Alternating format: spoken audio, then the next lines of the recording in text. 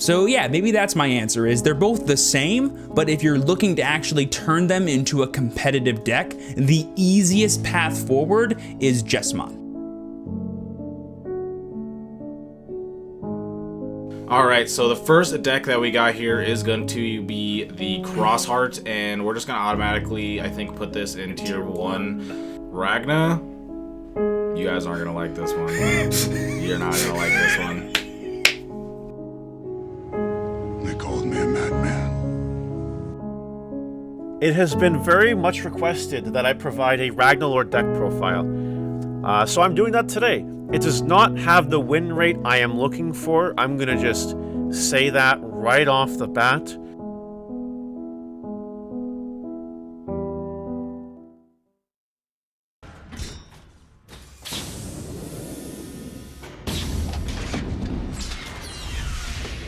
Fine. I'll do it myself.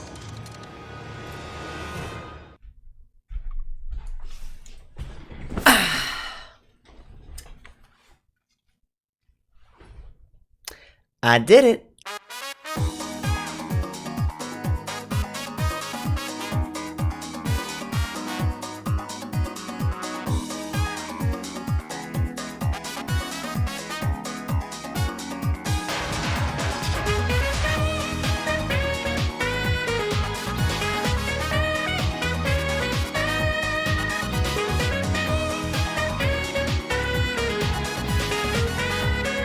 Hello everyone, my name is Ben, and the title is not clickbait. I know, it's crazy. In fact, I myself am very much surprised that I won with Ragnaloardmon. And now, before all the naysayers go ahead and says, oh, you only won because your matchups were trash. It was such an easy tournament, I bet. And to that I say, well, these were the matchups that I was up against. And I faced that one twice. So now that I've established that my matchups were in fact real and very much meta relevant, you guys now might be wondering, how? What is the secret? There must be some super spicy tech. He's a mad lad. Well then, let's not waste any time and jump into the deck profile, shall we? So, to give a little bit of backstory as to why I brought this deck to the tournament, I actually had 2 attempts at trying out the Store Championships. There was one earlier last week, and there was one also on the Thursday of that same week as well. So, what happened was for both times, I brought in the Ragnaloardmon, thinking that it would help carry me to victory, and I did tweak my deck in order to make sure that I was ready for the upcoming matchups, but then I would lose to Xros Heart. Both times, in fact, I lost to Xros Heart because their security was always the nuts. So I just thought to myself, man, this is a bunch of baloney. I wanted to bring a deck where I could just turn my brain off and not have to worry about my opponent's security at all for almost the rest of the game. So first I thought about bringing Alphamon or Yuken into the event, but after a lot of testing, it did not seem to work out that well. It is just a teensy bit too slow for the current meta decks at the time. And so I came up with an idea. As you guys know in the previous deck profiles, I actually do like playing with Ragnaloardmon. He is a finisher that on paper is arguably just the best finisher in the game. And I made a meta call. I made the meta call that a lot of people don't have a lot of answers that can deal with a protected Ragnaloardmon. You might even argue that the choices that I made could be very, very sus. But trust me, I will explain all of my reasonings once we get through all the cards. So, let's just jump into it, shall we? I also have a little bit of a second camera for you guys. So now you guys will be able to see my face and also get to see me showing some cards around. So, as always, I like to start off with the main boss monster of the deck. We are, in fact, running 4 copies of the boss monster himself, the Ragnaloardmon. Now, Ragnaloardmon's effect is actually incredibly strong. He has the ability of, as long as I have a red level 6 and a black level 6, I'm able to Jogress into him for 0 cost. And on evolution, he will blitz, which means that we can attack even if the memory is over to our opponent's side. And if this was Jogressed, for every 4 cards in this Digimon's Digivolution cards, delete one of our opponent's Digimon with a play cost of 20 or less and trash the top of our opponent's security stack. So as long as we build up a big enough stack for this Ragnaloardmon, which if we stack up a pretty big stack with 2 level 6s, we can be able to trash at least 2 our opponent's security. And also, during all play player's turns, whenever a security is removed for whatever reason, this Digimon can unsuspend, essentially getting us another attack in. Of course, we won't be able to get to the other attack in when the moment we Jogress, but it is just a nice effect to have all around. And we do have ways to give him blocker as well. So when we Jogress, we'll be able to trash our opponent's security, deal a damage, and have him standing ready for blocker. So that is the main boss monster here. And now we have to see how exactly do we get into him? How do we make him work? Well, we'll get to that after we get into more of the level 6s of the deck. We're going to start off with the level 3s here. We do, in fact, run 4 copies of the new Ludomon here.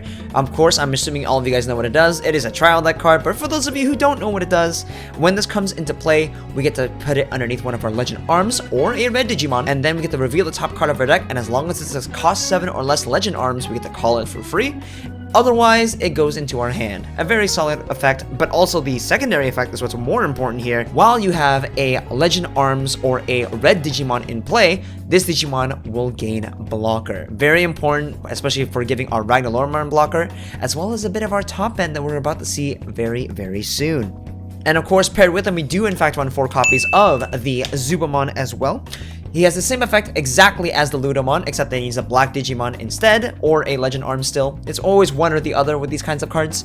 And the same thing here applies, except of giving it blocker for the inheritable, it gives the effect of killing a 3k DP or less. It does come up when they like to bring a large amount of small little bodies. For example, Xros Heart. And also for level 3s, we are running 4 copies of the Ludomon. This Ludomon is absolutely detrimental and actually helped me win a lot of games. This has the effect of on play, reveal the top 5 cards of our deck. We get 1 Legend Arm of our choice from among them into our hand. And we also get to get a Ragnaloardmon we find from there as well. So this can not only find you 2 pieces, and it also makes sure you help find the pieces that you may be missing. So that's why it's very important that we run 4. And because we are also running black Digitamers in our deck, it is extra important that we are running black rookies. And rounding off for our level 3s, this is actually the worst card in the entire deck, in my opinion. It is the Spadamon. Now, what does the Spadamon do? It's actually incredibly mediocre. And its effect is, on play, by placing this Digimon under one of your Digimon with Legend Arms or Xros Heart in its traits, you de-Digivolve one of your opponent's Digimon. For 4 cost, I never really want to hard play this thing. I wish it called the Digimon for free like the other rookies did. And maybe the Digimon one, that could have maybe justified its 4 cost. And also, the worst thing about it, it does in fact cost 1 to Digivolve for a rookie, which is absolutely awful in my opinion. But that's not the cherry on top.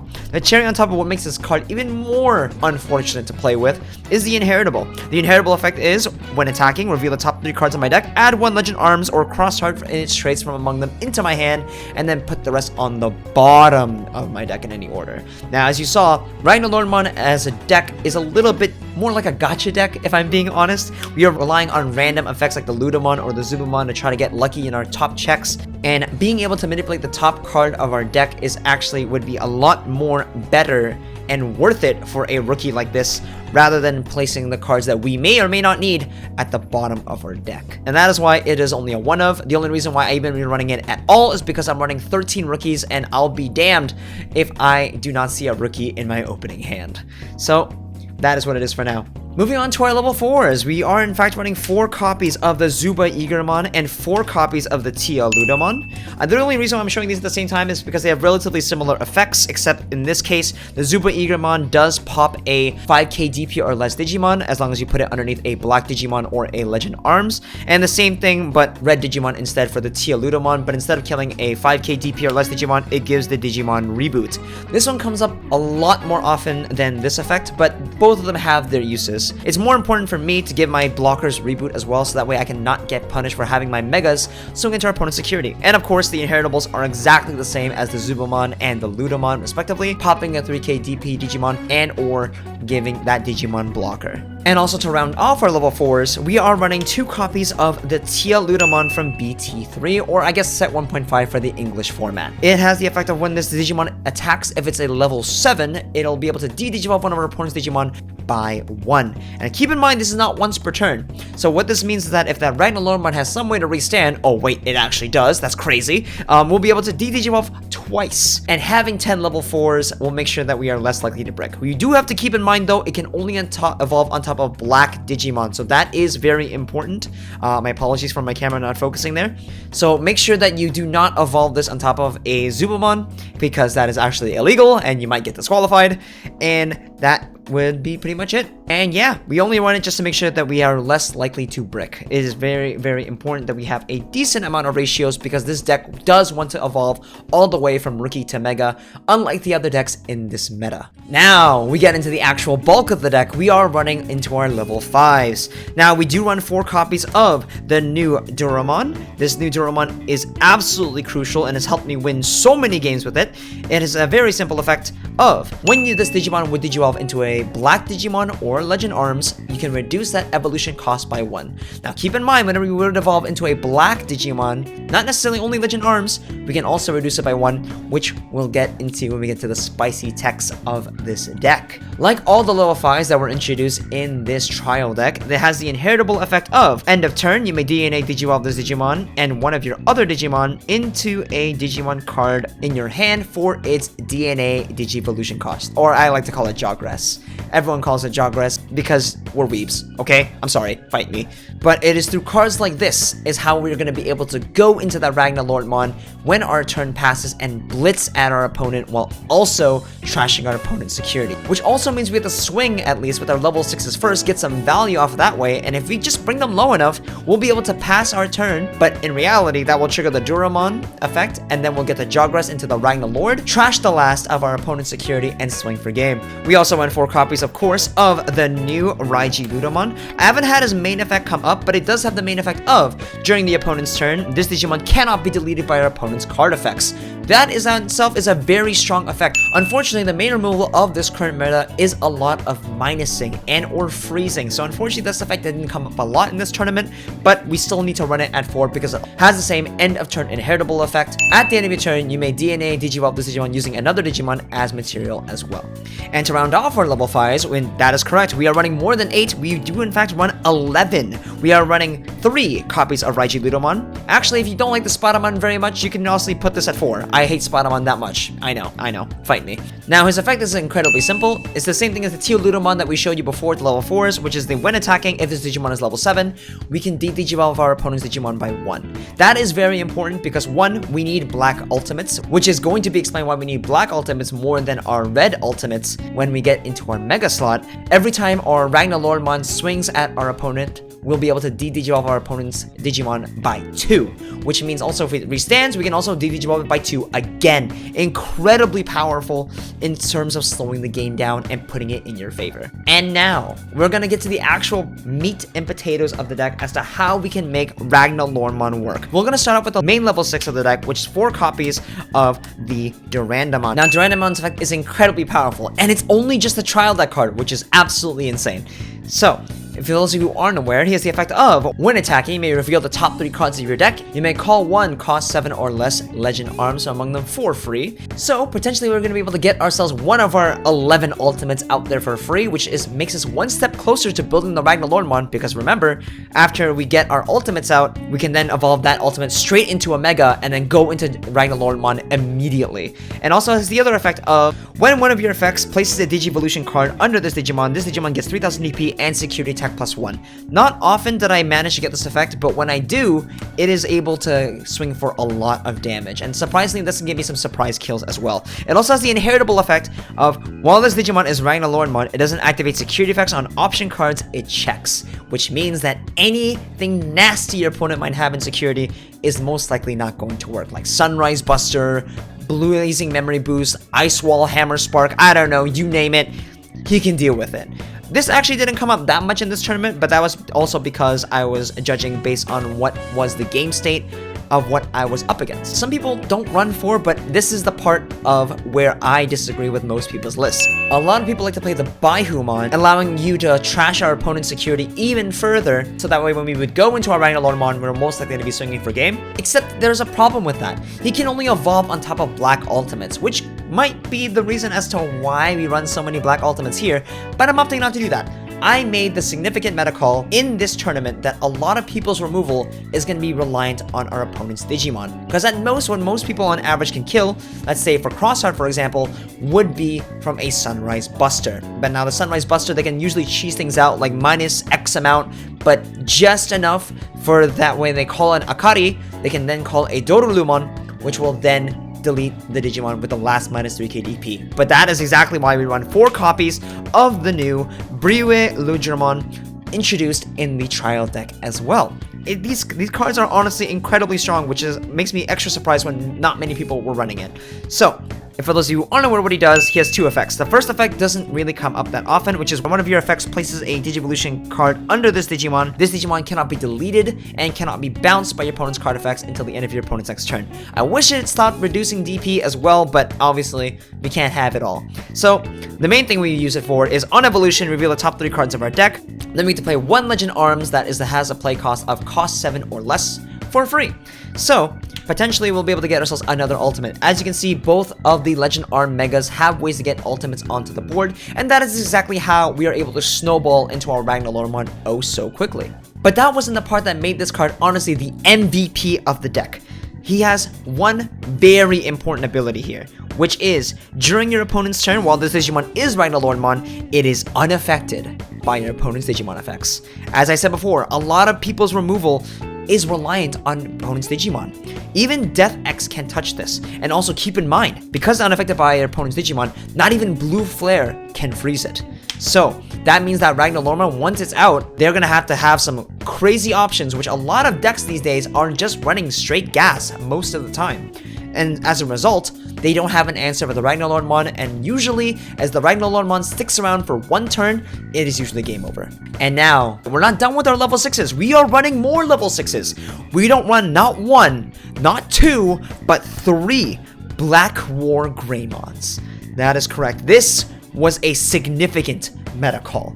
The reason why we are running Blackwargreymon is because we need to kill our opponent's Tamers. As I always say in my locals, we hate children. I hate children. Okay, don't take that out of context, please. Tamer effects are incredibly powerful in Digimon TCG, and there is almost little to no way to interact with them.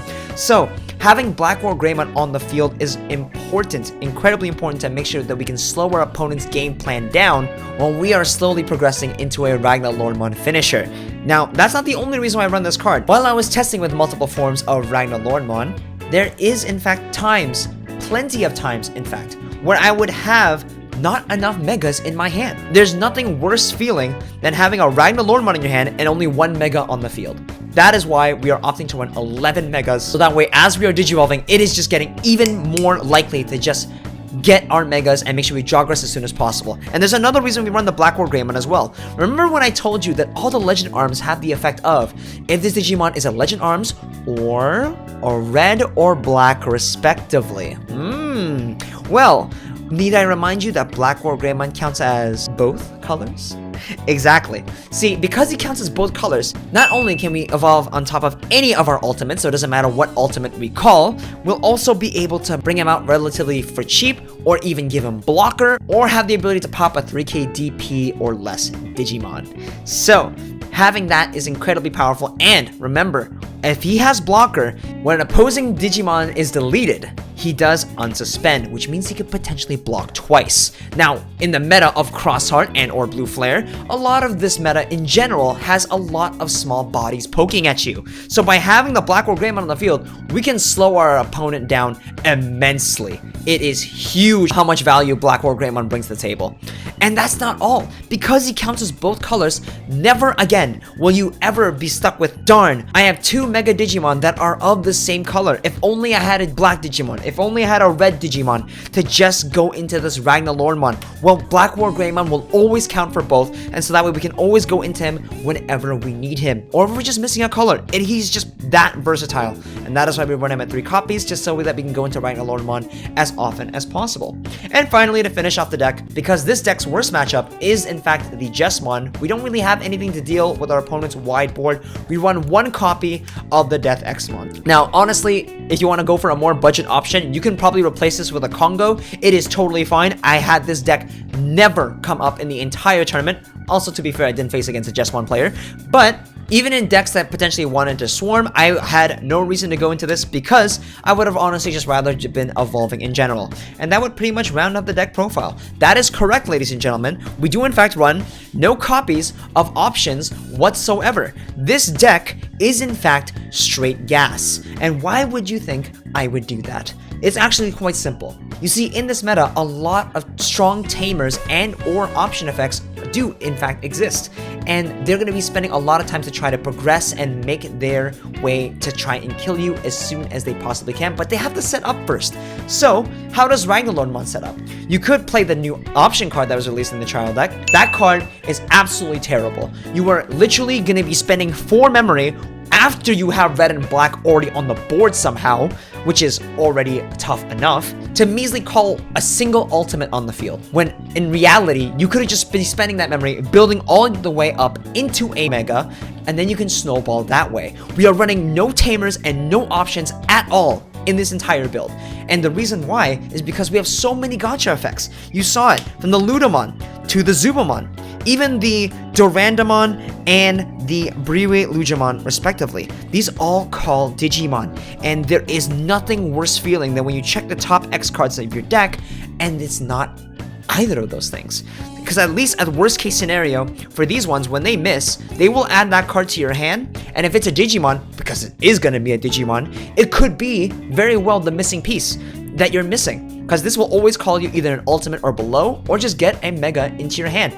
It's just that simple. And also these ones will always most likely call your Digimon for free. And I forgot to mention, we are running 4 copies of the Sakutomon that comes in the trial deck. If you don't know what it does, it has the effect of when you play another Digimon with legend arms and its trait, you gain 1 memory. So that is how we're going to be able to extend our plays without having a memory setter and or option cards that search or memory boosts whatsoever. So with this meta, I made the meta call that everyone is going to be too busy searching. When on average, they're going to give me 2 or 3 memory, which from a rookie, that is enough to go straight into an ultimate. Which then, by the next turn, if we have the Duramon, we can go into a durandamon for 2, or we can even bring out a bryweludramon for 3, and then call another Digimon that way, which will gain us a memory, basically costing only 2 to Digivolve.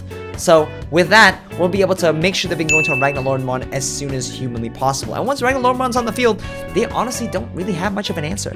I can usually, on average, with this deck, get a Ragnaloardmon out by, at earliest, turn 3, which, by that time, people are usually still setting up. And if you bring out a Blackwargreymon to slow your opponent down even more by popping their Tamers, they're going to be slowed down even further for their own game plan, while also having to deal with a Ragnaloardmon. And then usually in my games, they're just going to probably just scoop afterwards anyway. Now, let me be clear. I'm not exactly trying to outpace them per se. I'm realistically just trying to make sure I build my Ragnaloardmon up as soon as humanly possible. But don't ever feel pressured to move out your stack as soon as possible. It always depends on the matchup and game state scenarios. There could be times that where you could actually move up early, but then you leave yourself susceptible to any minusing or destruction effects before you even get to your mega, and that would really set you back. This meta is filled with a lot of little tiny pokes, so you need to always be ready to analyze game state and watch what your opponent is doing, so that way you can always tell, can he kill me this turn? Can he kill me this turn? If he can't, you're staying right there. You are not moving whatsoever. As soon as you are ready, then you go. That is straight gas, baby. Then you can go in. Then you can go and attack. And don't be tempted to use the end of turn Jogras effects of the Duramon or the Raijiludomon so preemptively. After my turn was basically about to pass, I could have Jogras into a Ragnaloardmon there, but I was incredibly confident that in that specific board state, my opponent could not kill me. For whatever reason. Maybe I popped one of their Digimon, or maybe I had a whole bunch of blockers, or maybe I just popped a lot of Tamers with Blackwargreymon, which I know would slow my opponent down enough that they cannot get rid of my 2 big bodies, which then I could build an even bigger stack on Ragnaloardmon and then trash our opponent's security for game. Honestly, my worst matchup was in fact the Grandis because the Grandis does in fact run the Pomomon, which has the effect of the opponent cannot play Digimon by card effects. But because it was thanks to the zubaeagermon and the zubamon's effects, we were able to pop that Pomomon, and that is how we were able to swing for a game. And remember, if you're not at 0 security, that doesn't mean you're dead yet. You can easily make a board filled with a whole bunch of blockers, no problem. And remember, the Ragnaloardmon, it does pop Digimon when he comes into the field. So that will actually set our opponent back quite a lot. Don't be scared when your opponent swings to your security. Don't be so tempted to just catch up on damage. You will get there. All that matters is that you make your game plan to make your perfect mega and then move up, and then you can start snowballing your opponent. It's an incredibly simple build. The thing that made me the most prideful about this build is that it's literally 2 trial decks slapped together. There is nothing expensive in this deck except for maybe the deathXmon, but like I said, you don't need to run it. You really don't. It never came up for me.